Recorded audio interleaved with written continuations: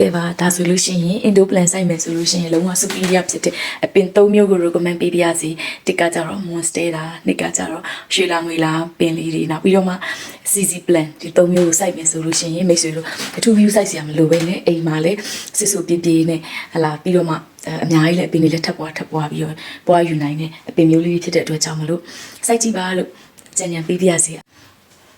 Hello, Alum Minglava, Alum de Contaila, Timigaro.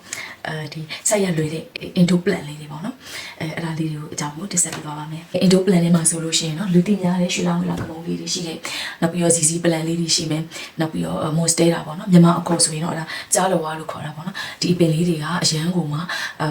စိုက်ရတာလွယ်တယ်နောက်ပြီးတော့ပြိုးရတာလည်းဒီပြန်ပြီးတော့ပွားတဲ့အခါကျရင်လည်းအရန်လွယ်ကူတယ်ပေါ့နော်အရန်လွယ်ကူတယ်အဲ့ဒါအပြင်ကိုသူအကျဉ်းလိုက်ခံတယ်နော်အဲ့အပင်လေးတွေကိုဘယ်လိုမျိုးပြုစုပြီးတော့စောင့်ရှောက်မလဲဒါတော့ဝေလာကလေးကအပင်မကြီးပေါ့နော်အပင်မကြီးကနေမှຫນွေလေးတွေထပ်ပြီးတော့မှရှည်နေတာပါရှင်နောက်ပြီးတော့မှဒါတော့မြတ်စွာဘုရားကိုတော်ရင်ထဲမှာတရင်သုံးနေတယ်လို့မျိုးပေါ့အပင်တွေကြားထဲမှာထားပါလေကျွန်မအိမ်မှာပြီးတော့ဒါတခြားတော့ကိုယ့်ကိုထပ်ပြီးတော့ပြိုးထားတာပါဒီအပင်မကြီးကနေမှတစင်ပြန်ပြီးတော့မှပြိုးပြီးတော့မှသူတို့လည်းထပ်ပြီးတော့ရှင်းတန်လာတာပေါ့နော်ကြီးလာပါပြီတော့ဒီအပင်လေးတွေကိုဘယ်လိုမျိုးအပင်ပွားလဲဆိုတာလေးကိုတစ်ချက်ပြောပြပါမယ်အဲ့တော့အများစုသိရကြတော့ဒီအပင်လေးတွေပွားမယ်ဆိုရင်သူတို့ရလေးတွေပါလာ nose လို့ခေါ်တယ်လေသူတို့ရဲ့အဲ့ခွားစုံလေးတွေပါလာအဲ့ဒါလေးတွေကိုသူတို့ရဲ့အစ်စ်ကလေးတွေမှာရှိတယ်အဲ့ခွားစုံလေးတွေအဲ့ဒါလေးကိုဖြတ်ပြီးတော့မှ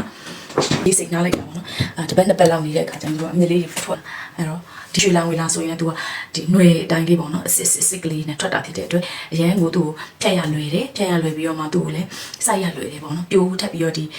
ပွားရလွယ်တယ်ပေါ့နော်အပင်တစ်ကလေးဒါကတော့စောအပင်လေးကျိုးအဲ့ဒါနဲ့သူ့ကိုရေးစိတ်ထားလိုက်တာပေါ့နော်ပလင်းနေမှာလေ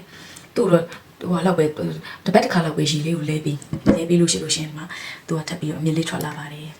အဲ့လိုနဲ့စိုက်ထားတာစောအဲ့ပွားထားတဲ့ဦးလေးတွေပါနောက်မွေလာလေးနဲ့ပတ်သက်ပြီးတော့ဒီအရေးကြီးတဲ့အချက်လေးတစ်ခုရှိတယ်ပေါ့နော်သူတို့ကလေအထူးသဖြင့်ဒီ bar grade ဝင်နေတဲ့အပင်လေးတွေ bar grade ဆိုတာအစွန်းထင်းလေးတွေအဝါရောင်လေးတွေအပင်ရဲ့အရွက်ရဲ့ဒီဟိုဟာလေးတွေမှာလေ color လေးတွေပါတယ်ပေါ့နော်အဲ့အပင်လေးတွေဆိုလို့ရှိရင်စောင့်ရှောက်တဲ့အခါမှာသူတို့လေ nutrition လုံလောက်ရဖို့လိုတယ်နေအောင်ကြည့်လုံလောက်ရဖို့လိုမဟုတ်လို့ရှိရင်အဲ့ဟာလေးကပြတ်သွားမှာပေါ့နော်အထူးသဖြင့်သူတို့စွိုင်းဆိုလို့ရှိရင်မြေဆွေးအပြင်သူ့ကိုနောက်ပြီးအုံးဆန်လေးတွေရဲ့မြေဆွေးရဲ့နောက်ပြီးတော့မှဒီ just ခဲလေးတွေပြီးတော့ရှည်နေအဲ့ဒါလေးမြင့်တတ်ပါတယ်ဆိုလို့ရှိရင်တော့ပို့ပြီးအရွက်ကလေးမှာအလှလေးပေါ့နော်အဲ့စွန်းထင်းလေးတွေအယောင်လေးတွေကာလာလေးတွေအဝါလေးတွေဆိုအဝါလေးအဖြူလေးဆိုအဖြူလေးတွေအားလေးတွေပို့ပြီးများပါလာတယ်ပေါ့နော်ကိုကတော့ဒီဘက်မှာအုံးဆန်ကအရင်ရဖို့ရတဲ့အခါကျတော့မြေကြီးအများစုနဲ့99% လောက်ကိုရှိရပေါ့နော်အဲ့ကကြတော့ဒီမှာအရွက်တီတော်များကစိန်ကုန်နေပေါ့ဒါလေးကတော့ bar grade ပါတဲ့အပင်တွေအတွက်သတိပြုစရာလေးတွေပါနော်လုံးဝ bye bye